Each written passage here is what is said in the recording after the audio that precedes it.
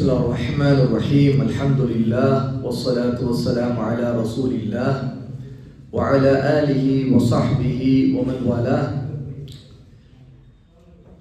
நம்முடைய இந்த அமர்வு இன்ஷா அல்லாஹ் இந்த ரமதானுடைய இறுதி அமர்வாக இருக்கிறது. அல்லாஹ்வுடன் நம்முடைய அமல்கள் கபூலாக வேண்டும் என்று அதிகம் துஆ செய்யக்கூடிய கடைசி கட்டத்தில் இருக்கிறோம். நம்முடைய சலஃப் சஹாபாவை பின்தொடர்ந்து வந்த நல்லோர்கள் ரமதான் முடிந்த பிறகும் அவர்களுடைய இபாதத்துகள் அல்லாஹ்வுடன் கபூலாக வேண்டும் என்ற கவலையோடு பல மாதங்களை கழிப்பார்கள். அவை நம்முடைய இபாதத்துகளை கொண்டு நாம் எப்போதுமே திருப்தி அடையக்கூடாது. அது கபூலாக வேண்டும் என்கிற ஏக்கமும் எதிர்பார்ப்பும் எப்போதும் நமக்கு இருக்க வேண்டும். இதுதான் மிக முக்கியமாக இந்த நேரத்தில் நாம் நினைக்க வேண்டியது. இறுதியாக சில கேள்விகள், நேற்று மீதமான கேள்விகள், இன்ஷா அல்லாஹ் நாம் அதற்கான பதில்களை பார்ப்போம். சுருக்கமாக இன்றைய அமர்வை நாம் நிறைவு செய்வோம் இன்ஷா அல்லாஹ். முதலாவது கேள்வி, போராட்டம் நடத்தக்கூடாது என்று கூறுகிறார்கள், ஆனால் முஸ்லிம்களுக்கு எதிராக செய்யப்படும் போது நம்முடைய எதிர்ப்பை எப்படி வெளிப்படுத்துவது?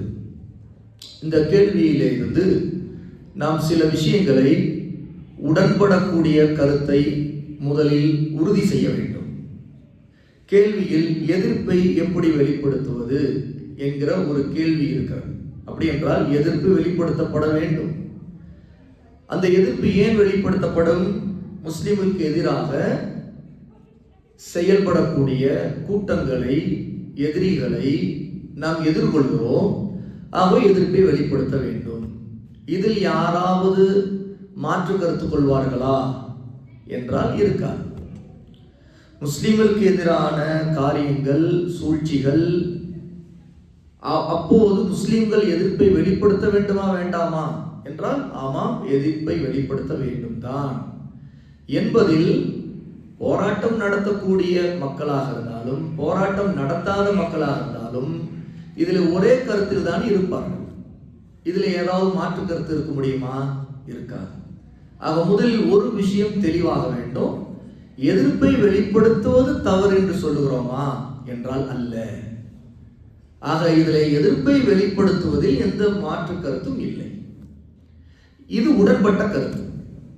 இரண்டாவது விஷயம், எதிர்ப்பை வெளிப்படுத்துகிற விஷயத்தில் வழிமுறை என்ன என்பதுதான் போராட்டத்தை குறித்து அணுகக்கூடிய மார்க்க சட்டம் என்ன என்பதிலிருந்து முடிவாகும்.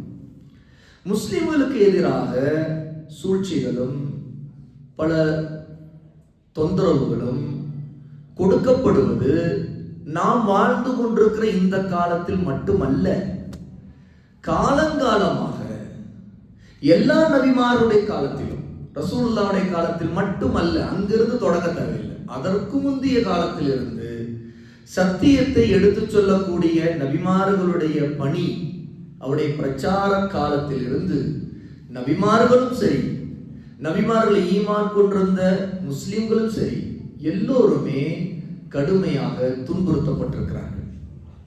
இந்த கருத்தை யாராவது மறுக்க முடியுமா? மறுக்க மாட்டோம். ஆக முஸ்லிம்களுக்கு எதிரான சூழ்ச்சிகளும், முஸ்லிம்களுக்கு எதிரான பல தொந்தரவுகளும், சோதனைகளும் எதிரிகளால் வரக்கூடியதற்கே, இது நம்முடைய காலத்தில் அல்லது நாம் வாழக்கூடிய நாட்டில் தான் என்று நாம் நினைத்தால் நம்முடைய அறியாமை. யாருக்கு வரலாறு தெரியவில்லை அவர் தான் அப்படி நினைப்பார். ஆனால் நாம் எல்லோருக்குமே வரலாறு தெரியும். நபிமாருடைய வரலாறு சின்ன பிள்ளையிலிருந்தே நம்ம கேட்டுட்டு தான் இருந்திருக்கிறோம். நூஹ் அலைஹிஸ்ஸலாத்து வஸ்ஸலாமுடைய வரலாறு எப்படி இருந்தது, இப்ராஹிம் அலைஹிஸ்ஸலாத்துடைய வரலாறு எப்படி இருந்தது, மூசாவுடைய வரலாறு எப்படி இருந்தது. இன்னும் சொல்ல போனால் மூசா எதிர்கொண்ட மிகப்பெரிய அக்கிரமக்காரனை விட ஒரு பெரிய அக்கிரமக்காரனை வரலாறில் நாம் அப்போதும் பார்க்கவில்லை, இப்போதும் பார்க்கவில்லை. ஃபிர்அவுன் முஸ்லிம்களை, குழந்தைகளை கூட வெட்டி துண்டாக போட்டுக் கொண்டிருந்தவன் தான் அவன். பனி இஸ்ராயலுடைய குழந்தைகள், ஆண் குழந்தைகள். ஆக முஸ்லிம்களுக்கு எதிரான இந்த கொடுமைகள் இது நம்முடைய காலத்தில் மட்டும்தான் இருக்கு. நாம் நினைத்துக்கொண்டு ஒரு முடிவெடுக்கணும், ஒரு சரியான வழிமுறையை தேர்வு செய்யணும் அப்படின்னு நினைத்து அந்த அடிப்படையில போராட்டம், ஆர்ப்பாட்டம் போன்ற இன்று இருக்கக்கூடிய ஜனநாயக நாடுகளில் இருக்கக்கூடிய வழிமுறை அது மார்க்கத்திற்கு உட்பட்டதா என்று நாம் நினைத்தால் அது மார்க்கத்திற்கு உட்பட்டது அல்லங்கிறது வேறு விஷயம். ஆனால் எதிர்ப்பை வெளிப்படுத்துவதற்கு, முஸ்லிம்களுக்கு வரக்கூடிய கொடுமைகளை எதிர்கொள்வதற்கு எந்த ஒரு முன்மாதிரி வழிமுறையும் மார்க்கம் சொல்லவில்லையா என்றால் நிச்சயமாக அப்படி இருக்கவே இருக்காது. ஏனென்றால் இந்த கொடுமைகள் இன்று புதிதாக வருவதல்ல. நபிமார்களுடைய காலங்களில் இருந்து நம்முடைய நபி உட்பட, நம்முடைய நபியுடைய காலத்திற்கு பின்னாடி வந்த முஸ்லிம்கள் உட்பட கொடுமைகளை சந்தித்திருக்கிறார்கள். சரி, அவர்கள் எப்படி தங்களுடைய எதிர்ப்பை வெளிப்படுத்தினார்கள்? இந்த வழிமுறை தான் இங்கே பேசுபொருள். இந்த வழிமுறையில் இருக்கக்கூடிய மாற்று கருத்துக்கள் தான் ரெண்டு சாராராக மக்களை இதில் பிரிக்கிறது. இன்னும் சொல்ல போனா 3 விதமான சாரார் இந்த கண்ணோட்டத்தில் இருக்கிறாங்க.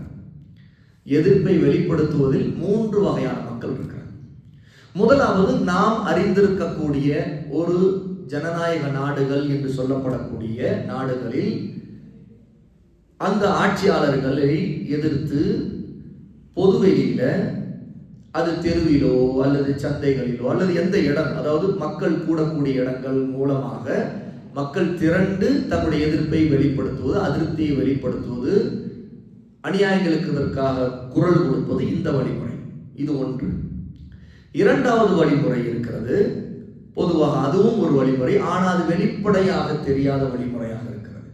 எதிர்ப்பை வெளிப்படுத்துவதற்கு தனித்தனியாக கூடி திட்டமிட்டு ஆட்சிக்கு எதிரான திட்டங்களுக்கு சில திட்டங்களை, ஒரு ராஜதந்திர திட்டங்களை தனிநபர்கள் சில ஜமாத்துகளாக உருவாகி அவர்கள் செய்து கொண்டிருப்பது, அது பெரும்பாலும் வெளியே தெரியாத விஷயங்களாக இருக்கும். ஆனால் ஒரு பிரச்சாரம் இளைஞர்களுக்கு மத்தியில் இருக்கும். உதாரணத்துக்கு, அது கிலாபத்தை நாம் கொண்டு வரணும், அப்போதுதான் நம்முடைய பிரச்சனைகள் தீரும், நாம் ஆட்சியை கைப்பற்ற வேண்டும், அதற்கான முயற்சிகளில் நாம் ஈடுபட வேண்டும் என்று சில இளைஞர்கள் அதை அந்த மாதிரியான சித்தாந்தங்களை வகித்து அதன் மூலமாக மக்களை எதிர்ப்பை வெளிப்படுத்துவதற்கு ஒன்று திரட்டக்கூடிய போக்கு. இது இரண்டாவது வழிமுறை. மூன்றாவது வழிமுறை, அஹ்லுஸ் சுன்னா உலமா என்ன குர்ஆனிலிருந்தும் சுன்னாவிலிருந்தும் என்ன வரம்புகளுக்குட்பட்டு நாம் இந்த எதிர்ப்பை வெளிப்படுத்த வேண்டும், அதற்கான மார்க்கம் ஷரீஅத் காட்டியிருக்கிற வழிமுறை என்ன என்கிற அடிப்படையில் அந்த எதிர்ப்பை வெளிப்படுத்தும். இப்ப இந்த 3 விதமான விஷயங்களை மொத்தமா சுருக்கி பார்த்து நம்ம தொகுத்து பார்த்தோம்னா, அதுல முதல்ல இந்த கேள்வியில கேட்கப்பட்டிருக்கிற விஷயம், போராட்டம் நடத்தக்கூடாது என்று சொல்லுவது, அது எப்படி எதிர்ப்பை வெளிப்படுத்துவதற்கு வேறு வழி இருக்க முடியும், இதுதானே இருக்கிற வழி என்று நினைக்கிறாங்க. இதற்கு காரணம் என்னன்னு கேட்டா, இதனுடைய பின்னணி, இந்த மாதிரியான கேள்விகள் நமக்கு இயல்பாக வர்றது தான், எல்லாருக்கும் வருமே. அதானே, இப்படி பல விஷயங்கள் நடக்கும்போது நம்ம எப்படி குரல் கொடுக்காம அல்லது தெருவில் நின்று நாம் சில சப்தங்களை எழுப்பாம ஒரு ஒரு அஹிம்சை முறையில ஒரு அமைதியான போராட்டம் அந்த எதிர்ப்பை வெளிப்படுத்தாம எப்படி இருக்கிறது அப்படின்னு கேட்கிறோம் இல்லையா? சரி, இப்போ இந்த விஷயத்துல பல முக்கியமான 3 விஷயங்களை நாம் தெரிந்து கொள்ளணும். முதலாவது, ஷரீஅத்துடைய பாதை. ஷரீஆ நமக்கு வரக்கூடிய பிரச்சனைகள், முஸ்லிம் அல்லாதவர்களால் அல்லது ஆட்சியாளர்களால் வரக்கூடிய பிரச்சனைகளை தீர்த்து கொள்வதற்கு இந்த வழிமுறையை காட்டியிருக்கிறதா என்றால், நாம் அறிந்த வரைக்கும் குர்ஆனிலோ சுன்னாவிலோ இந்த வழிமுறையை அறியவே முடியாது. நீங்கள் வரலாற்றில் குர்ஆன் சுன்னாவை நீங்களும் படிக்கக்கூடியவர்கள் தானே. அப்போ இந்த கருத்தில் இருக்கிறவர்கள் அந்த குர்ஆன் சுன்னாவிலிருந்து ரசூலுல்லாஹ் நமக்கு நம்முடைய இந்த மாதிரியான பிரச்சனைகளுக்கு தீர்வாக இதை முன்வைத்திருக்கிறார்கள், ஆகவே தான் நாங்கள் இதை செய்கிறோம் என்று ஏதாவது இருந்தால் அந்த ஆதாரங்கள் அடிப்படையில் நாம் அதை செய்யலாம். ஆனால் அப்படி ஒரு ஆதாரம் ரசூல் ஸல்லல்லாஹு அலைஹி வஸல்லம் உங்களுடைய பிரச்சனைகளின் போது நீங்கள் பொதுவில் வெளியே வந்து கூட்டமாக திரண்டு உங்களுடைய குரலை உயர்த்தி இப்படிப்பட்ட எதிர்ப்பை வெளிப்படுத்துங்கள் என்று நம்முடைய நபி நமக்கு கட்டளையிட்டிருந்தால் யாராவது அதை நம்ம மறுக்க முடியுமா? இந்த கருத்தில் இருக்கிற சகோதரர்களுக்கு நான் சொல்லுவேன், சகோதரரே, அப்படி நம்முடைய நபி சொல்லியிருந்தால் உங்களோடு நான் சேர்ந்து கொள்வேன். இதுதான் யதார்த்தம். ஒவ்வொரு முஸ்லீம் சேர்ந்து கொள்வார். ஏனென்றால் ஒரு ஹதீத் இப்படி இருக்கிறது, ஒரு ஆயத்தை அல்லாஹ் தஆலா இப்படி நம்ம கட்டளையிட்டு இருக்கிறான். ஆகவே நீங்கள் இப்படிப்பட்ட சூழலில் இப்படி நீங்க வெளியே வந்து மக்கள் எல்லாம் இப்படி திரண்டு, முஸ்லீம்களே நீங்கள் இப்படி திரண்டுங்கள், யா அய்யுஹல்லதீன ஆமனூ, ஈமான் கொண்டவர்களே, இப்படிப்பட்ட உங்களின் சூழலில் ஏன் நீங்கள் அமைதியா இருக்கிறீர்கள், நீங்கள் போராட்டம் செய்ய வேண்டாமா என்று அல்லாஹ் நம்ம கட்டளையிட்டு இருந்தால், எச்சரிக்கை செய்திருந்தால் நாம் என்ன செய்வோம்? யாராவது மறுக்க முடியுமா? அல்லாஹ்வுடைய கட்டளை கீழ்ப்படிவதோட ஈமான் வேற என்ன இருக்கிறது? நாம் கட்டுப்படுவோம், அதுதான் கடமை. ஆனால் அப்படி எந்த ஆதாரத்தையும் குர்ஆனிலிருந்தும் சுன்னாவிலிருந்தும் நாம் பார்க்க முடியல. உலமா நம்முடைய கல்வியாளர் என்று நினைத்தால் சொல்லப்பட்டாலே பலர் என்ன நினைக்கிறார், நீங்கள் சலபிகள்கிட்ட இருக்கிற கல்வியாளர்கள் மூலமாகத்தான் நீங்கள் எதையும் சொல்வீர்கள், நம்புவீர்கள் என்று நினைக்கிறார்கள். சரி, சலஃப் என்றால் யார்? சஹாபாக்களை பின்பற்ற வேண்டும் சொல்லுகிறவர்கள் எல்லாரும் சலஃபிகள். நீங்கள் சஹாபாக்களை பின்பற்ற வேண்டாம் என்று நினைக்கிறீர்களா? இல்லை என்று நீங்கள் நினைத்தால் நீங்கள் ஒரு சலஃபி. ஆனால் செயல்பாடில் சில நேரத்தில் இல்மு குறைபாடு காரணமாக ஒரு விஷயத்தை நீங்கள் அறியாமல் இருந்திருக்கலாம், அறிந்தவர்கள் மூலமாக நாம் அறிந்து கொள்கிறோம். எனக்கு ஒன்று அறியாமல் இருக்கலாம், நான் அறிந்தவர் மூலம் தெரிந்து கொள்ளலாம். இப்ப அறிந்தவர்கள் என்பவர்கள் யார்? அல் உலமா, கல்வியாளர்கள். அவர்கள் குர்ஆன் சுன்னாவிலிருந்து சரியான கல்வியை கொடுப்பதற்கு, மக்களுக்கு தெளிவுபடுத்துவதற்கு, வழிகாட்டுவதற்கு ஆதாரங்கள் மூலமாக எடுத்து வைத்து விளக்கும் போது அதை ஏற்றுக்கொள்கிற ஒரு மனப்பக்குவம் தானே நமக்கு இருக்க வேண்டும். இதுல நாம் அவர் சலஃபி, இவர் அவர் என்று சொல்லுவதை கொண்டு நாம் என்ன சாதிக்க போகிறோம்? ஒன்றுமே இல்லை. நேர்வழியை தேடக்கூடியவருக்கு ஹக்குக்கு ஆதாரத்தை பார்ப்பார். ஆதாரம் இருந்தால் எடுத்துக்கொள்வார், ஆதாரம் இல்லை என்றால் விட்டு விலகிக் கொள்வார். இதுதானே உண்மை, இதுதானே ஹக். இதில் யாருக்கு மாற்று கருத்து இருக்க முடியும்? சலஃபி உலமாக்கள் யார்? அவர்கள் அஹ்லுஸ் சுன்னா உலமாக்கள்.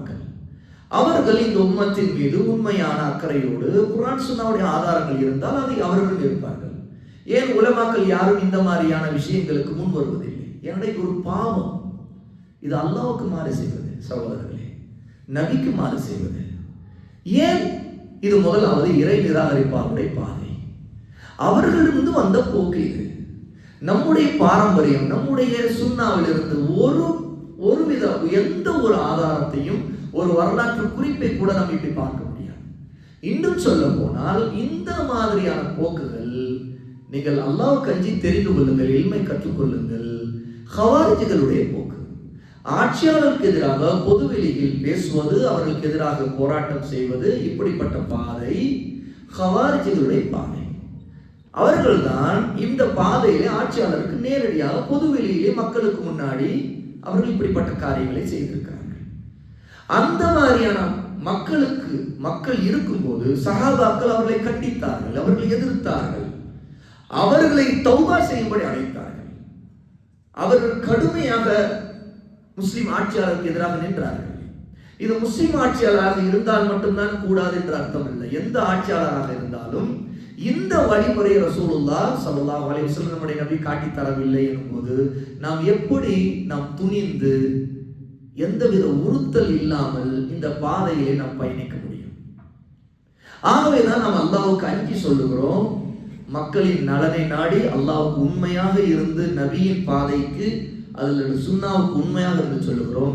இது மார்க்கத்தில் உலமா, நம்முடைய அஹ்லுஸ் சுன்னாவுடைய கல்வியாளர்கள் இது ஹராம் என்று தடுத்திருக்கிறார்கள். நான் ஏன் இதை சொல்ல வேண்டும்? மக்களின் திருப்தியை நாடுவதாக இருந்தால் நான் சொல்லாமல் இருப்பது இன்னும் நல்லது. ஏனென்றால் மக்களில் யாரெல்லாம் இந்த கருத்தில் இருக்க அவர்கள் என் மீது அதிருப்திப்படலாம். ஆனால் அவர்கள் அதிருப்திப்படுவதை வைத்து நான் இந்த சத்தியத்தை சொல்லுவதில் தெளிவுபடுத்துவதில் இன்னும் 4 கேள்வி அதை இன்னும் தெளிவுபடுத்துவதற்கு நான் முயற்சி செய்வேன். ஏன் அந்த அதிருப்தியை பொருட்படுத்தாமல் சொல்ல வேண்டும்? ஏனென்றால் நம்முடைய ரப்பின் திருப்தி மட்டும்தான் நமக்கு போதுமானது. அல்லாஹ்வுடைய உதவி இல்லாமல் வேறு எதுவும் சீராகாது. அல்லாஹ் தஆலா நம் மீது கருணை காட்டாமல் நம்முடைய பாவங்கள் மன்னிக்கப்படாது. ஆகவேதான் சொல்லுகிறோம், இது மார்க்கத்திற்கு முரணான ஒரு பாதை. இவ்வளவு தெளிவாக சொல்லுவதில் ஏன் நான் எந்த உறுத்தல் இல்லாமல் சொல்லுகிறேன்? இது உலமா தெளிவாக இதை சொல்லியிருக்கிறார்கள். நீங்கள் அறிந்த மகத்தான கல்விமான்கள், இமாம்கள், உலமாக்கள் யாராவது இந்த மாதிரியான கருத்தை சரியான ஆதார அடிப்படையில் நீங்கள் சொல்லியிருக்கிறார்களா என்று பாருங்கள். எந்த ஆதாரம் இருக்காது. இது முஸ்லீம் அல்லாதவரிடம் வந்த பாதை, கம்யூனிஸ்டுகளுடைய பாதை.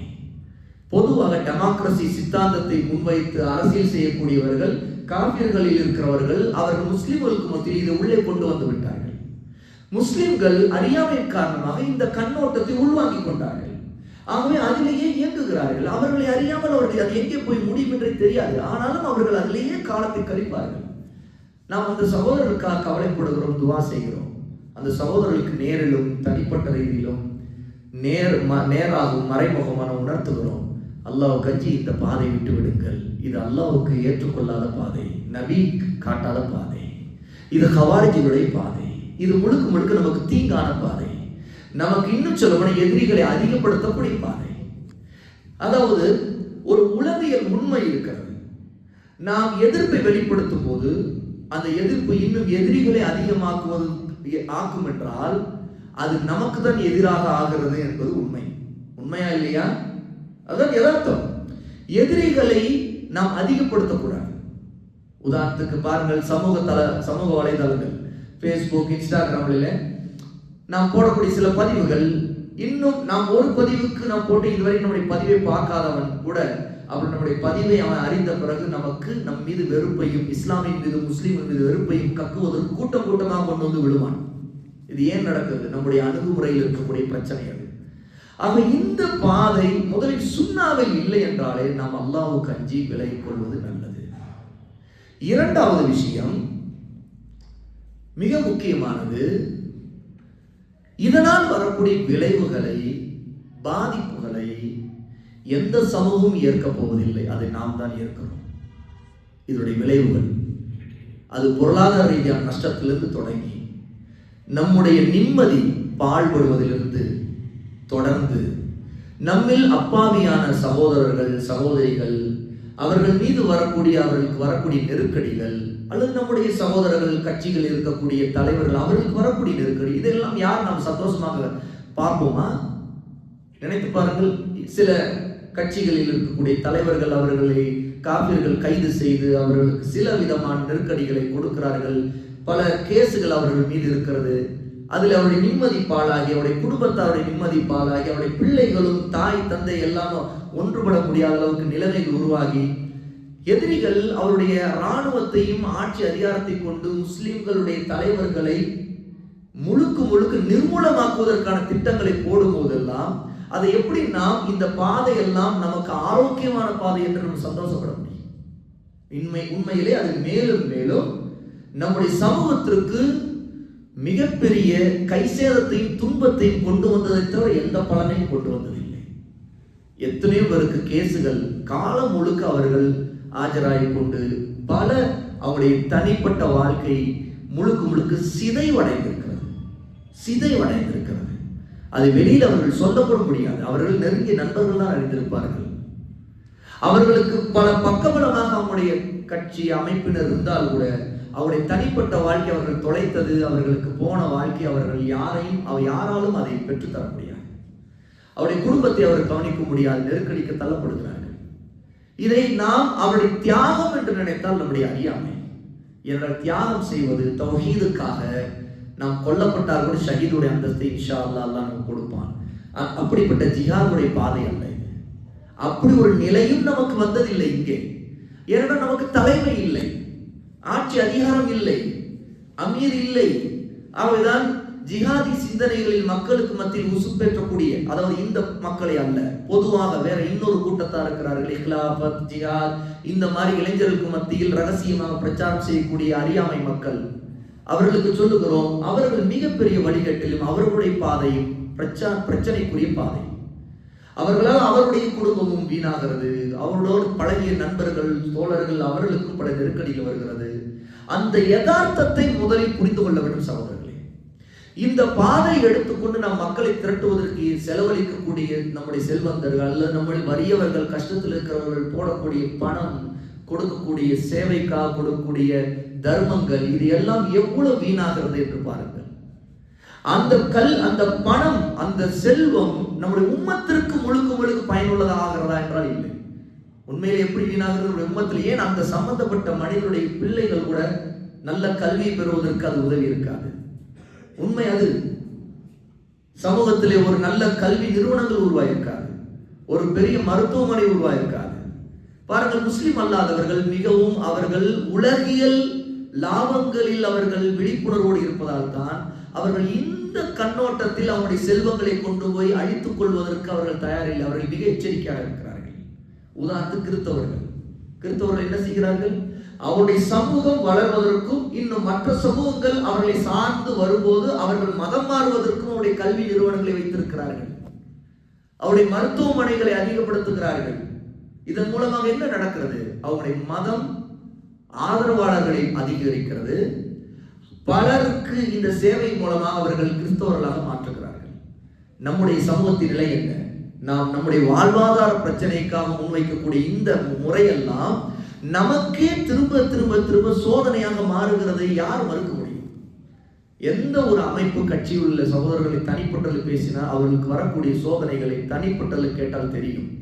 அவர்கள் நினைக்கிறார்கள் நாம் இந்த தியாகத்தை அல்லாஹ்வுக்காக செய்யணும்னு நினைக்கிறார்கள். இது அறியாமை. இது சுன்னாவுக்கு முரணான பாதை எடுத்து நம்ம அல்லாஹ்வுக்காக அல்லாஹ்வோட கபூல் ஆகாது. அதை அவர்களுக்கு சொன்னால் சில இடத்துல புரிய மாட்டேங்குது. ஏனென்றால் அவர்கள் ஐக்கியமாகி மன அளவில் ரொம்ப ஒன்றி போன ஒரு அமைப்போடு அல்லது சில நண்பர்களோடு அவர்கள் இருந்த பிறகு உடனே அதை ஜீரணித்து அதை விளங்கிக் கொள்வதற்கு இல்மை தேடி அவர்கள் சரி செய்வதற்கு நீண்ட காலமாகிறது. நாம் அவர்களுக்காக நிறைய துவா செய்கிறோம். இது நம்முடைய கவலையிலே மிகப்பெரிய கவலை. ஏனென்றால் இது நம்மை முழுக்க திசை திருப்பி விட்டது. இமாம் அல்பானி ரஹிமஹுல்லாஹ் சொல்லுகிறார்கள், இன்றைய அரசியல் என்பது உலகம் முழுக்க முஸ்லிம்களுடைய இலக்கு வாழ்க்கை அத்தனையும் திசை திருப்பி அவர்களை சிதறவடிக்க ஒன்றாகத்தான் இருக்கிறது. அது முழுக்க முழுக்க முஸ்லிம்களுக்கு பாதகமாக இருக்கிறது தவிர சாதகமாக இல்லை. ஏதாவது சாதகமாக இருக்கிறதா? நீங்கள் ஒன்றுமில்லை. எதுலையுமே ஒரு கணக்கு போடுவார்கள் தானே. ஒரு வியாபாரத்தை நீங்கள் தொடங்குகிறீர்கள். இந்த வியாபாரம் தொடங்குறதுக்கு முன்னாடியே அதுக்கு எவ்வளவு முதலீடு போட வேண்டும், எவ்வளவு லாபம் வரும், எவ்வளவு காலத்துக்கு பிரேக் ஈவன் ஆகும், பிறகு அந்த வியாபாரத்தின் அந்த கடையை திறக்கவோ அல்லது நிறுவனத்தை வைக்கவோ எந்த இடம் பொருத்தமானது, எல்லாத்தையும் திட்டமிட்டு ஒரு பொதுவான ஒரு புரிதலோடு லாப நஷ்டத்தை கணக்கிடுவோம் தானே. சரி, வியாபாரத்தில் இந்த லாப நஷ்டங்களை பற்றி பெரிய திட்டமில்லாத ஒருத்தன் இறங்கிவிட்டான். பிறகு ஒரு குறிப்பிட்ட காலத்துக்கு பிறகு திரும்பி பார்க்கிறான். அவனுக்கு தெரியுது எல்லாம் நஷ்டம், ஒன்றும் இதுல பலன் இல்லை, முழுக்க அது நமக்கு நஷ்டத்தை எதை கொடுக்கவில்லை. அந்த வியாபாரத்தை அவன் தொடரமாட்டான். சீக்கிரம் இதை விட்டு வெளியேறது நல்லது, இன்னும் நஷ்டம் அதிகமாகும் நினைப்பான். இந்த ஒரு எளிய கணக்கு மார்க்கத்துக்கு முரணாக சுன்னாவில் சொல்லப்படாத இறை நிராகரிப்பாளர்களால் அவர்களிடமிருந்து இருக்கக்கூடிய வழிமுறையாக எடுத்துக்கொண்டு நமக்குள் கொண்டு வரப்பட்ட இந்த போராட்ட ஆர்ப்பாட்ட வழிமுறைகளால் முஸ்லிம் உம்மத் லாபத்தை சம்பாதித்திருக்கிறதா? முழுக்க இதில் நன்மைதான் விளைந்திருக்கிறதா என்று பார்க்கட்டும். என்னென்ன திட்டங்கள், லட்சியங்கள் அல்லது நம்முடைய நோக்கங்கள் நிறைவேற்றப்படுவதற்காக நம் போராட்டத்திற்காக செலவழித்த தொகை, சக்தி, உயிர் சேதம், நம்முடைய நேரம், இது அத்தனை முதலீடாக திரும்பி பாருங்கள். அந்த அத்தனை முதலீடு நஷ்டத்திலே தான் இருக்கும். உதாரணத்துக்கு பாபரி மஸ்ஜிதுடைய விவகாரம், அது ஒரு முழு ஜீரோ நமக்கு.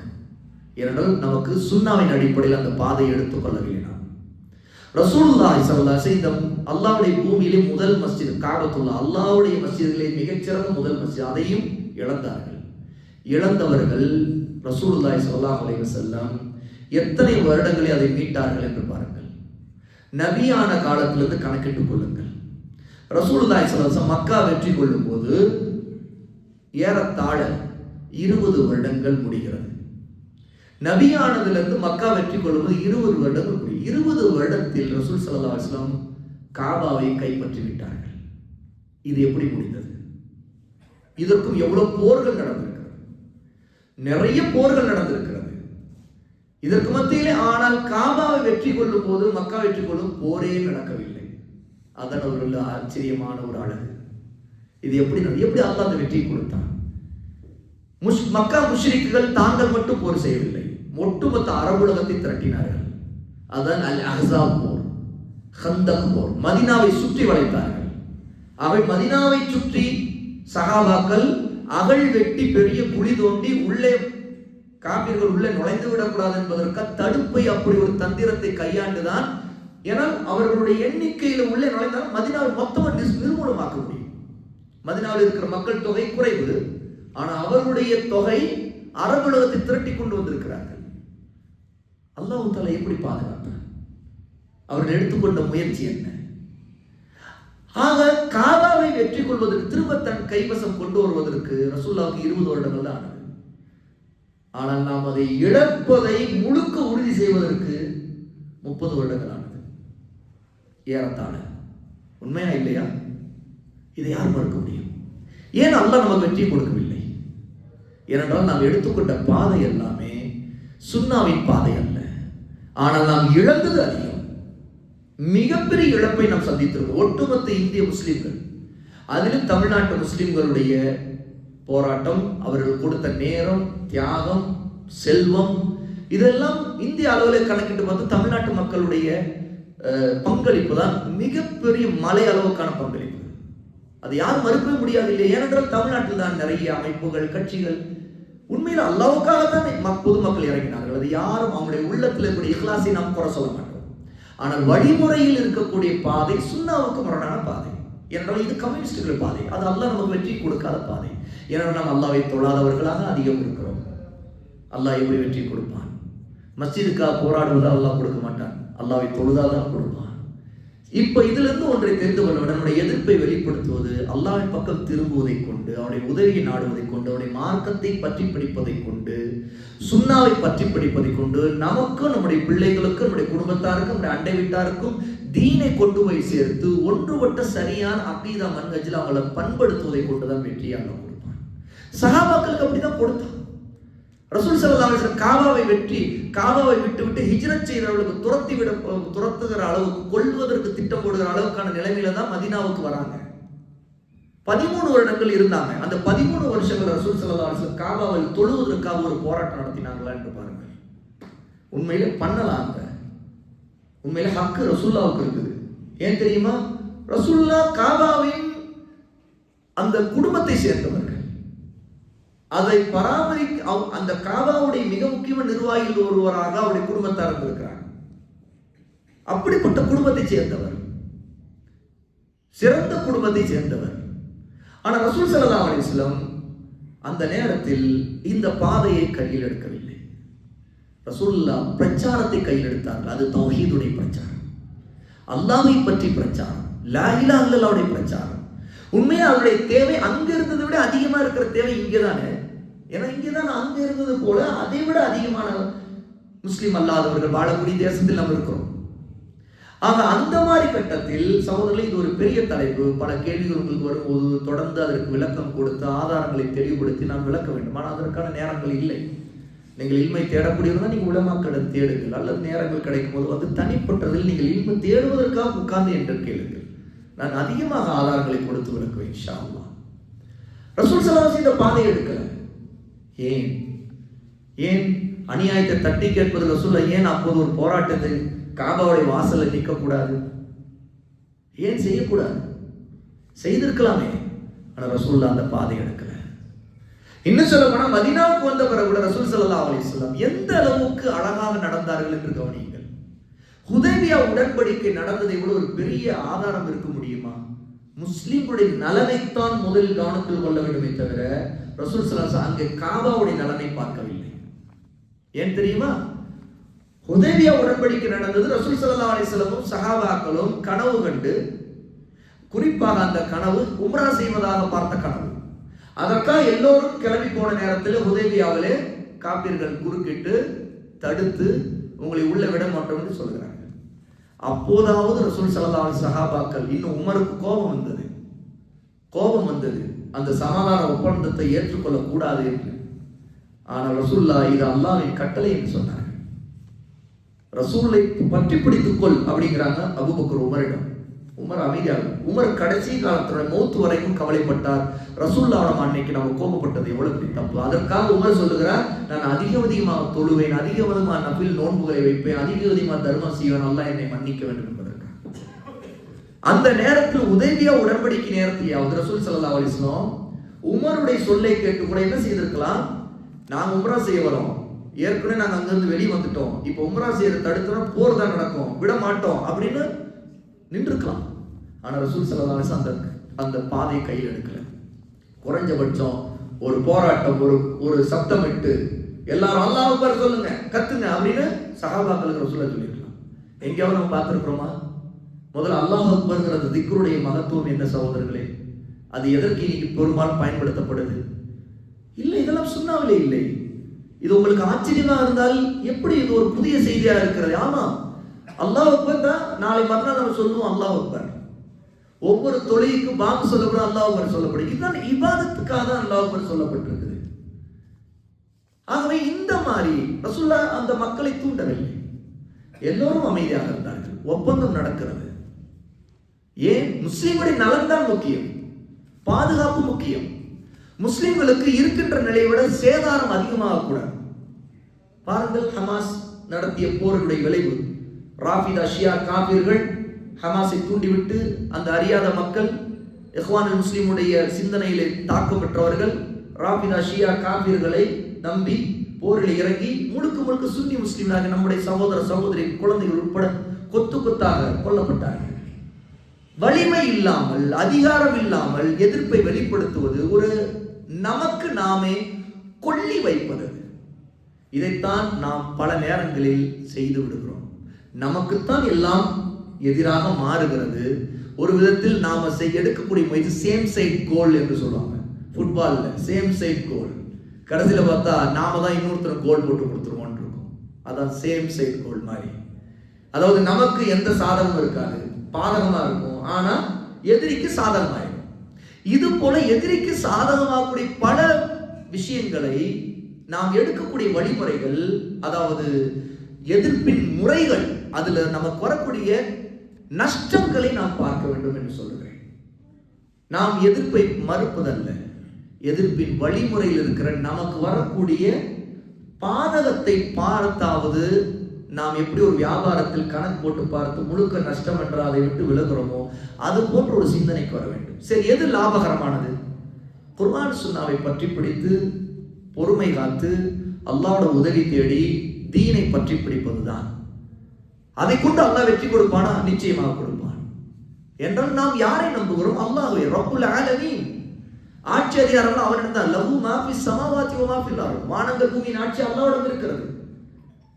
அல்லாஹ் சொல்லுகிறான், தன்சுருல்லாஹ் யன்சுர்கும். நீங்கள் அல்லாஹ்வுக்கு உதவினா அல்லாஹ் உங்களுக்கு உதவுவான். அல்லாஹ்வுக்கு உதவுவது எப்படி? அல்லாஹ்வுடைய மார்க்கத்தை பற்றி பிடிப்பது, சுன்னாவை பற்றி பிடிப்பது, மார்க்கம் காட்டாத வழிமுறைகளை கையில் எடுக்காமல் இருப்பது, பிதத்தில் பக்கம் போகாமல் இருப்பது. பொதுவாக ஜனநாயகம் இந்த மாதிரியான சித்தாந்த அடிப்படையில் நம்முடைய வாழ்க்கையில அதிலே உள்வாங்கி நாம் அதில் கரைந்து போகாமல் இருப்பது. அல்லாஹ் நமக்கு அப்போது உதவுவான். சஹாபாக்களுக்கு உதவினான். அவர்கள் இந்த மாதிரி எந்த வழிமுறை எடுக்கவில்லை. அவர்கள் தௌஹீதை கொண்டு போய் சேர்த்தார்கள். சகோதரர்களே, நம்முடைய பிள்ளைகளுக்கு கல்வி கொடுத்தார்கள். அவர்கள் தம்முடைய பிள்ளைகளை சீர்திருத்தினார்கள், சமூகத்தை சீர்திருத்தினார்கள். அவர்கள் உலமாக்கள் இந்த விஷயத்தில் கவனம் செலுத்தி சமூகத்தை ஒன்றிணைக்கிறார்கள். உலமாக்கள் தம்முடைய சமூகத்தின் மீது ஒவ்வொருத்தர் மீதும், ஏன் மிகப்பெரிய அறியாமல் அந்த ஆலிமையை திட்டக்கூடியவர் மீதும் அவர்கள் கருணை காட்டுகிறார்கள். அல்லாஹ் அவர்களுக்கு தெளிவை தருவான். ஏன்னா இதன் மூலமாகத்தான் அல்லாஹ்வின் அடியார்களாக ஒரு மனிதன் மாறுகிறான். அல்லாஹ்வுக்கு சஜிதா செய்யக்கூடியவனாக மாறுகிறான். அதன் மூலமாக மக்களை பண்படுத்துகிறான். நாம் இந்த காபிருடைய வழிமுறையில எவ்வளவு காலம் வரைக்கும் பயணிக்கிறோமோ சகோதரர்களே, இதை எழுதி வைத்துக் கொள்ளுங்கள். இது மறுக்க முடியாத உண்மை. இது உண்மையா இல்லையாங்கிறது நீங்கள் உங்களை சிந்திக்கின்ற ஆராய்ச்சி அறிவை கொண்டு இது உறுதி செய்து கொள்ளுங்கள். காபிருடைய வழிமுறை எப்போதுமே நமக்கு எந்த உதவியையும் அல்லாஹ்விடமிருந்து கொண்டு வராது சகோதரர்களே. இன்னும் சொல்ல போனால் சில நேரத்தில் நாம் ஒரு மிகப்பெரிய உழைப்பு எஃபர்ட்டை போட்டு பெரிய தியாகத்தை செய்து நாம் அடைந்த ஒரு பலாப்பலன், அது ஒரு பிரதிபலன் ரொம்ப அற்பமானதாக இருக்கும். உதாரணத்துக்கு இடஒதுக்கீடு பாருங்கள். இடஒதுக்கீடு தான் நம்ம போட்ட உழைப்பு, எவ்வளவு நீண்ட கால உழைப்பு, எவ்வளவு பெரிய மனித சக்தி அதற்கு செலவழித்து நினைத்து பாருங்கள். அதிலிருந்து பலன் அடைவது முஸ்லிம் சமூகத்துடைய சதவீதம் எவ்வளவு என்றும் பாருங்கள். அந்த பலன் சமூகத்திற்கு பலனாக மாறுமா அல்லது தனிநபரின் பலனாக மாறுமா என்று பாருங்கள். இடஒதுக்கீடு கிடைக்காமல் ஒருவனுக்கு நம்மிடம் இருக்கிற செல்வந்தருடைய செல்வத்தை கொண்டு அவனுக்கு தேவையான உதவி செய்து படிக்க வைத்து, நீ நல்லா படி, அவனுக்கு திறமை இருந்தா அவன் படிச்சு வருவான்னு சொல்லிட்டு அவனை கொண்டு போய் நிறுத்தி அதற்கு பிறகு அவன் அதில் உயர்ந்தான்னா அதற்கு செலவழிச்ச பணம் இருக்கும்ல, அந்த கணக்கை ஒரு பக்கம் எழுதிக்கிட்டு இந்த பக்கம் எவ்வளவு நாம் அதற்கு செலவழித்திருப்போம், நேரத்தையும் மனித சக்தியையும் பொருளாதாரத்தையும், அதை ரெண்டையும் ஒப்பிட்டு பார்த்தா நமக்கு தெரியும் நாம் கொடுத்தது இருக்குதே அது மிகப்பெரிய நஷ்டம். கணக்கு ஒரு சிம்பிள் கணக்கு, ஆனா கிடைச்சது ரொம்ப அற்புதமாக இருக்கும். உதாரணத்துக்கு ஒருவர் ஏதோ சில இடஒதுக்கீடு காரணமாக அவருக்கு கிடைத்த ஒரு கோட்டாவின் மூலமாக அவர் ஒரு அரசாங்க ஊழியராக மாறுகிறார் என்று வைத்துக் கொள்ளுங்கள். இடஒதுக்கீடு கிடைத்த நாளிலிருந்து ஒரு டேட்டா எடுங்கள். கிடைத்த நாளிலிருந்து எத்தனை முஸ்லிம்கள் அந்த அரசு பதவியை அடைந்தார்கள், எத்தனை கலெக்டர்கள் உருவானார்கள், அத்தனை பேருக்கும் எவ்வளவு சம்பளம், அத்தனை கணக்கு போட்டு பாருங்கள். சிந்திக்கிறதுக்காக நான் சொல்லுகிறேன். இது ஒரு சவால்லாம் இல்லை, நீயா நானாங்கிற வாத பிரதிவாதம் இல்லை சகோதரர்களே. ஒரு கணக்கு போட்டு பாருங்கள். அந்த ஆயுள் முழுக்க அவர் அந்த சம்பந்தப்பட்ட IAS அதிகாரியா இருக்கிறவர் ஒரு 50 வருஷமே தொழில் அந்த துறையில் இருக்கிறான் வையுங்கள். அவர் கொடுக்கப்பட்ட சம்பளம் ஒரு மாதத்துக்கு 5 லட்சம் என்று கூட கணக்கு வைத்துக் கொள்ளுங்கள். மொத்தமா கணக்கு போட்டு உதாரணத்துக்கு ஒரு 200 கோடி லாபத்தை இந்த துறையில அடைஞ்சவங்க அனுபவிக்கிறான்னு 500 கோடி கணக்கிட்டு கொள்ளுங்கள். அந்த 500 கோடிய எந்த செலவும் எந்த உழைப்பும் இல்லாம நம்ம சமூக மக்களுக்கு ஜக்காத்திலிருந்து திரட்டி ஒருத்தனை கஷ்டப்படுறவன மேல கொண்டு வந்துட முடியும். உண்மையா இல்லையா? ஆனா நம்ம எவ்வளவு பெரிய எஃபர்ட்டை போட்டிருப்போம், அது கிடைச்ச பலன் என்ன? இது காபிர்கள் நம்மை எவ்வளவு ஏமாற்றுகிறார் என்பதை கூட நம்ம புரிவதில்லை. அதுல நமக்கு எப்போதும் நம்ம உம்மத்திற்கு பலன்கள் இருக்குன்னு நினைக்கிறோம். எப்படி அதிகாரத்தை போய் உட்கார்ந்துட்டா பலன் இருக்குன்னு நினைக்கிறோமோ, அல்லது IAS அதிகாரியா இருந்தால் ஒன்றுமே நடக்காது. ஏன் தெரியுமா? முதல்ல ஒரு சிஸ்டம்னு ஒன்று இருக்குது. சிஸ்டத்தை நம்ம மாற்ற முடியாது. IAS அதிகாரிகள் ஒரு முஸ்லீம் உட்கார்ந்து ஒரு சிஸ்டத்தை மாற்ற முடியுமா? மாற்ற முடியாது, நடக்கவே நடக்காது. இன்னும் சொல்ல போனா முஸ்லீமாக ஒரு IAS அதிகாரி போனால் பல நேரங்கள் முஸ்லிம்களுக்கு உதவுவதற்கு பயப்படுவார். ஏனென்றால் சூழல் அப்படி இருக்கிறது. அவருக்கு அவர் நினைப்பார் இது நமக்கு எதிராக பல நேரத்தில் ஆகிவிடலாம். இது ஒரு யதார்த்தமான உண்மை. ஒண்ணுமில்லை, IAS அதிகாரி நீங்க உங்களுக்கு தெரிந்த அரசாங்க ஊழியராக இருக்கக்கூடிய ஒரு முஸ்லீம் ஒரு அரசாங்க ஒரு கட்டடத்துக்குள்ள நுழையிறீங்க, அவங்க முஸ்லீம் இருக்கிறாரு, நீங்க அவர் முதல்ல நாம ஏதாவது உதவிக்கு அவருக்கு கேட்டா அவர் முதல்ல பயப்படுவார். ஏன்? என்ன காரணம்? இதுதான் யதார்த்தம். சிஸ்டம்ங்கிறது பெரும்பான்மை சமூகம் ஆதிக்க சமூகமா இருக்கும்போது அவருக்கு மேல அதிகாரிகள்லாம் இருப்பாங்க இல்லையா, என்ன பாய் உன் ஆள்லாம் என்னமோ கொஞ்சம் இது பண்ணியிருக்க மாதிரி தெரியுது, இல்ல சார் அப்படிலாம் இல்லை சார் அவர் கூறுவார். அந்த பயத்துக்காக அவர் முதல்ல உங்களுக்கும் எனக்கும் உதவி செய்ய மாட்டார். அவர்கிட்ட நம்ம எது சலுகை கேட்க மாட்டோம், ஆனா அவருக்கு பயம் இருக்கும். இது எதை காட்டுதுன்னு நினைச்சு பாருங்க. யாரா எந்த துறையில இருக்கக்கூடிய அரசு அதிகாரியா இருக்கட்டும், முஸ்லீமா இருக்கிறவருக்கு எவ்வளவு சோதனை வரும். ஆக நாம் இந்த மாதிரியான சில விஷயங்களில் அடையிறதுதான் நம்முடைய லட்சியம் இருக்கான்னு நினைச்சு நாம கொடுக்கக்கூடிய சக்தி இருக்குது. அது ஒரு பெரிய செலவழிச்சு ஆனா எந்த பலனும் இல்லாததா தான் இருக்கும். ஒரு சட்டமன்ற உறுப்பினரோ ஒருவர் ஆகுவார், ஆனால் அல்லாஹ் அதை கொண்டு நமக்கு எந்த வெற்றியும் கொடுப்பதில்லை. அவர் என்ன செய்வார்? அவருடைய பணி ஏற்கனவே சிஸ்டத்துல அவர் நேர்மையானவராக உழைக்கலாம். ஏன்னா ஒரு முஸ்லீம் ஊழல் செய்யக்கூடாது, ஹராமான முறையில் நடந்து கொள்ளக்கூடாது, லஞ்சம் வாங்கக்கூடாது என்று நினைத்தால் மாஷா அல்லாஹ் ஒரு நல்ல முஸ்லீம். அது அந்த வகையில் அல்லாஹ்விடம் அவர் குற்றவாளி ஆக மாட்டார். உண்மையா இல்லையா? ஆனா அவருடைய பொறுப்பு எதுவா இருக்கும்? நிர்வாகம். வெளியே இருக்கிற நிர்வாகம் எல்லாம் முனிசிபாலிட்டிக்காரன் கரெக்டா வேலை செய்யறாங்களா, எல்லாம் ஏதோ ஒரு குறைபாடுனா உடனே கம்ப்ளைண்ட் கொடுப்போம், உடனே சரி செய்து தருவாங்க. ஆனா நம்ம கொடுக்கிற உழைப்பு மிகப்பெரிய உழைப்பாக இருக்கிறது. அவை சகோதரர்களே, சிந்திச்சு பார்த்து நாம் இந்த மாதிரி விஷயங்களிலே சுன்னாவை பற்றி பிடிங்கள். அல்லாஹ்வோட நீங்கள் துஆ செய்யுங்கள், கேளுங்கள். அல்லாஹ், யா அல்லாஹ், இப்படி ஒரு கருத்தை என்னுடைய ஒரு சகோதரர் சொல்லுகிறார், இது தவறு என்று சொல்லுகிறார், எனக்கு இல்மை கொடு, தெளிவை கொடு, நான் போகிற பாதை சரியா என்று எனக்கு வெளிச்சத்தை கொடு. சஜிதாவிலே கேளுங்கள். நான் சொன்னேன் அவர் சொன்னேன் என்று ஏற்க தேவையில்லை. யாரை நீங்கள் நம்புகிறீர்களோ அவர்கிட்ட ஆதாரம் கேளுங்கள்.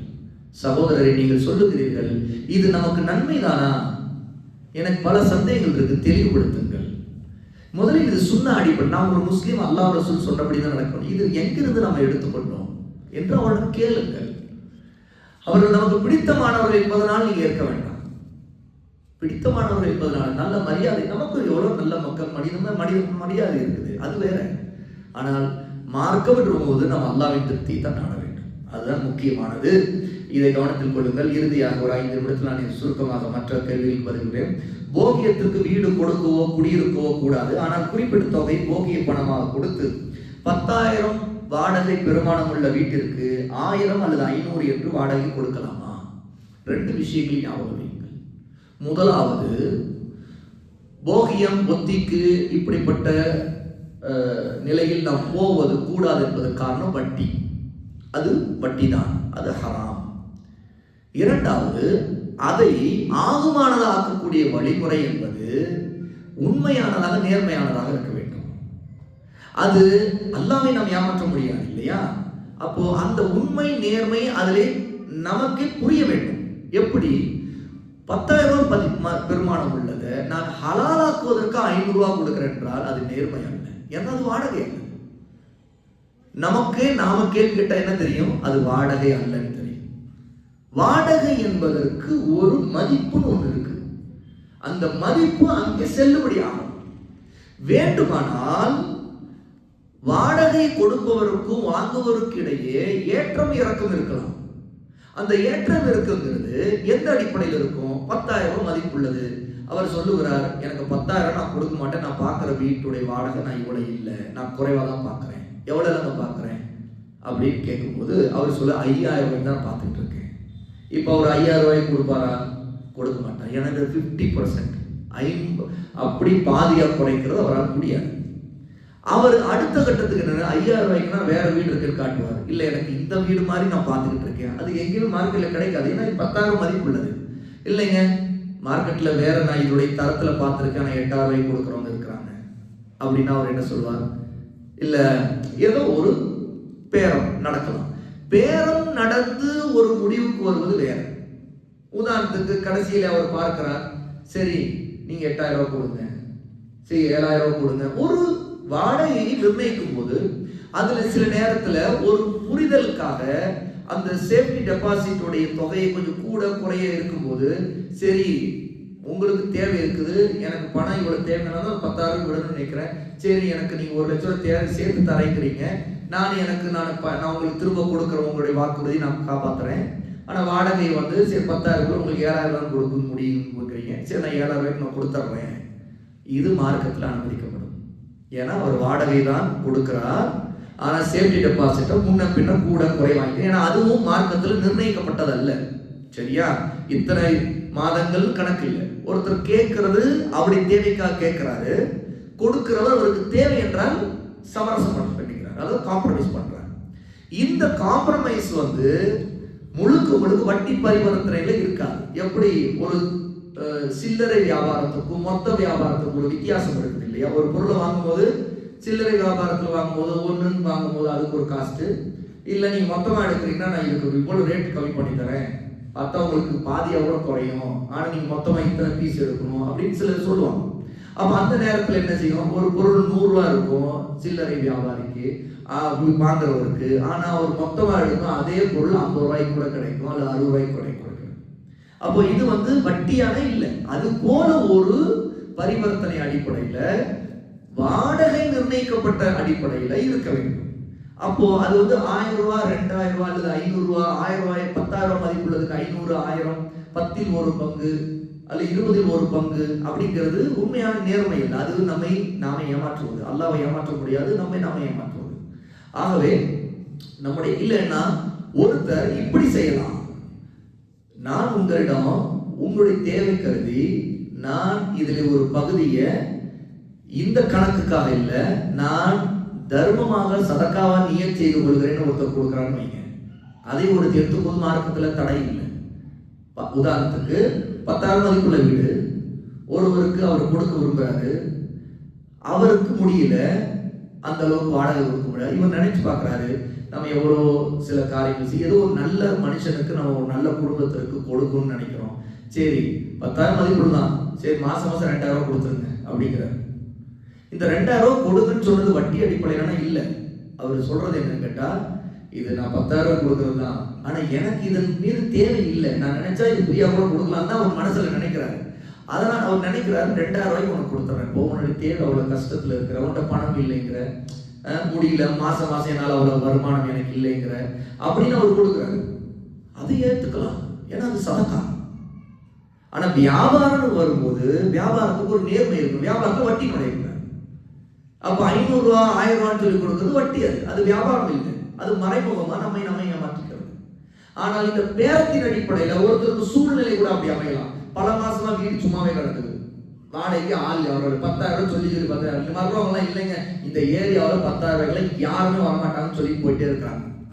இப்ப அவர் பாக்குறாரு, உண்மையிலே இந்த ஏரியாவில் யாரும் வரவே மாட்டாங்க போல தெரியுது. இத்தனை மாசமா அது ஒரு மறைமுக நஷ்டம் தானே. பல மாதமா ஒரு 5,000 ரூபாய் கொடுத்துருந்தா கூட ஒரு 5 மாசத்துல 25,000 ரூபாய் சம்பாதிச்சிருப்பாரு. வரல, யோசிக்கிறாரு.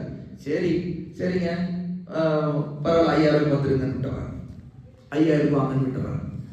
இது அவர் வியாபாரம் செய்யறாரு. எப்படின்னா, இவ்வளவு நாளாவது சும்மா கிடக்கிறது கொடுத்துதான் இருக்கலாமே, வரது வரட்டும் 5,000 ரூபாய் கொடுக்குறாரு. இதெல்லாம் வேற. இந்த மாதிரி தான். அதாவது எப்போது கூடுதல் குறைவை ஒரு நியாயமா குறையணும். ஒண்ணு அது சதக்காவா இருக்கலாம், அல்லது வியாபாரமா இருந்தா ஒரு நிர்பந்தம் விற்கிறவனுக்கு இருக்கலாம். பல நேரத்தில் நம்ம பொருளை ஒன்று வியாபாரத்துக்கு வாங்கி வச்சு வித்துட்டு இருப்பாங்க. ஆனா பிரபகாரம் போகாத ஒரு தள்ளணும், எப்பதான் தள்ளுறதுன்னு தெரியல, இது இங்கே உட்காந்து கிடக்குன்னு இருக்கும். ஒரு கட்டத்தில் ஒருத்தர் வந்து கேட்பாரு, ஆனா முதலீடே அதுல வராது. இவர் பொருளை வாங்கி விலை கொடுத்து வாங்குறது 1000 ரூபாய் இருக்கும், ஆனா விற்காமலேயே ஒரு வருஷம் கிடக்குது.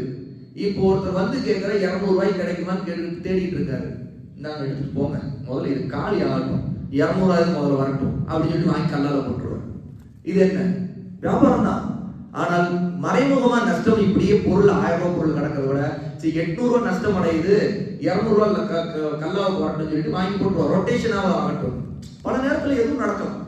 அந்த அடிப்படையில கூடுமே தவிர, ஆனால் எந்த ஒரு நீதி இல்லாம சும்மா ஒருத்தருக்கு வந்து ஏமாத்திக்கிற மாதிரி 500 ரூபா தரேன், 50 ரூபா கொடுக்குறேன், 1000 ரூபா கொடுக்குறேன்னு சொல்றது இல்லை. ஒரு நியாயமாக நம்மால் முடிஞ்சதை பேசி, அதுதான் நல்லா அதுல பறக்கச் செய்வாங்க.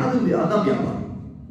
இல்லைன்னா மறைமுக வட்டியும், அவரு வீட்டை விட்டவரும் வட்டியில வாழ்றவரா இருப்பாரு, வாங்கினவர் அதாவது வாடகையில் இருப்பவரும் வட்டியில வாங்க, அது பறக்கத்தை நீக்கும். அதை நம்ம விட்டு விலகி கொள்ளும். கடைசி கேள்வி, வங்கி வேலைக்கு செல்லலாமா? வட்டி சம்பந்தப்பட்ட கணக்கு எழுதும் வேலை இல்லாவிட்டாலும் வட்டி பணம் தானே அவருக்கு சம்பளம் வரும். ஆமா, கூடாது. வட்டி கடை தான். வங்கிங்கிறது என்ன, பெரிய வட்டி கடைகள். பேங்க் அப்படிங்கிறது ஒரு அரசு அங்கீகாரம் பெற்ற, அரசே நடத்தக்கூடிய மிகப்பெரிய செயின் ஆஃப் ஸ்டோர்ஸ் உள்ள வட்டி கடைகள், ஷாப்ஸ். அப்போ அதுல நம்ம செய்யக்கூடாது, அதுல எந்த விதத்திலும் உதவக்கூடாது, எங்கேயுமே அவங்களுக்கு உதவக்கூடாது. நம்மை மீறி இப்ப நம்ம பணத்தை எனது சில நிர்பந்தத்தில் வைக்க வேண்டிய கட்டாயம் தள்ளப்பட்டோம்னா அல்ல அதை மன்னிப்பான். ஆனா அதை வளர்வதற்கு நாம் வழி விடாம எப்படியெல்லாம் நம்ம வந்து அதை தவிர்த்து கொள்ளணுமோ அதை முயற்சி செய்யணும். சரியா? வேறு வழி இல்லாத சூழலில் நம்ம வங்கியில கணக்கு வச்சிருப்போம், அது வேறு வழி இல்லை, அல்ல அதை மன்னிச்சிருவான். ஆனால் அதன் மூலமா ஆதாயம் அடையக்கூடாது. என்ன ஆதாயம்? வட்டி வாங்குறது, அதுல இருந்து வரக்கூடிய வட்டியில வாழ்றது, அதை நம்ம அனுபவிச்சுக்கிறது, அல்லது அந்த வட்டி அந்த வங்கிகளில் வந்து வேலை செய்கிறது, கணக்கு எழுதுறது, அவங்களோட லாபங்களை எடுத்துக்கிறது, இதெல்லாம் கூடாது. அல்லாஹ் ஹலாலான வருமானம் இல்லாது, ஹராமான வருமானம். அல்லாஹ் கஞ்சி நாம் விட்டுவிட வேண்டும். சகோதரர்களை, அல்லாஹ் நம்மை மன்னிக்க வேண்டும். அவை மார்க்கத்தை நாம் அதிகமாக கற்றுக்கொள்வதற்கு முயற்சி செய்ய வேண்டும். அல்லாஹ் நம்மை மன்னிப்பான், நம்முடைய அறியாமையை நீக்குவான். நம்மிடம் தவறுகள் வரத்தான் செய்யும். அல்லாஹ்வோட உதவி தேட வேண்டும், அதிகமாக இல்மை தேட வேண்டும், அமல் செய்ய வேண்டும். அல்லாஹ்வுடைய கருணை உதவி நிச்சயமாக வரும். அவை நம்முடைய கஷ்டங்கள், சோதனைகள் அனைத்தையும் அல்லாஹ் தஆலா நீக்குவான். ஏனென்றால் அல்லாஹ் நாடியதுதான் நடக்கும். அல்லாஹ் நாடாதது கதிரில் யாருக்கும் எதுவும் திரும்ப நடக்காது.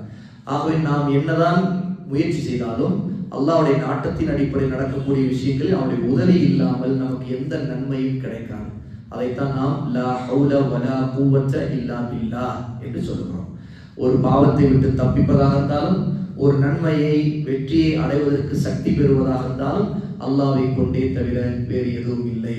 ஆகவே அல்லாஹ் தஆலா நமக்கு இதிலே சரியான இல்மையும் கல்வியையும் சுன்னாவை பற்றி பிடிக்கக்கூடிய நபி வழியின் மீது உறுதியையும் மஹப்பத்தையும் சஹாபாக்களாகினுடைய சலப் போன பாதையை சரியான உலமாக்கள் இருந்து கற்றுக்கொள்ளக்கூடிய ஆர்வத்தையும் அல்லாஹ் நமக்கு தருவானாக. நம்முடைய உள்ளங்களில் இருக்கிற கெட்ட தீய எண்ணங்கள், பொறாமைகள், வெறுப்புகள், அல்லாஹ் அதையெல்லாம் இந்த ரமதானுடைய மாதத்தில் அவனுடைய திருப்தியை நாடி செய்யக்கூடிய நம்முடைய இபாதத்துகளை கபூல் செய்து நம்முடைய உள்ளத்திலிருந்து நீக்கி எல்லாரும் சுன்னாவின் மீதான முகவத்தோடு அல்லாஹ்வுக்காக நேசிக்கக்கூடிய நல்லோர்களாக நாம் அனைவரையும் அல்லாஹ் நம் அனைவரையும் ஆக்குவானாக. வஆஹிரு தஅவானா அல்ஹம்துலில்லாஹி ரப்பில் ஆலமீன். அஸ்ஸலாமு அலைக்கும் வரஹ்மத்துல்லாஹி வபரகாத்துஹு.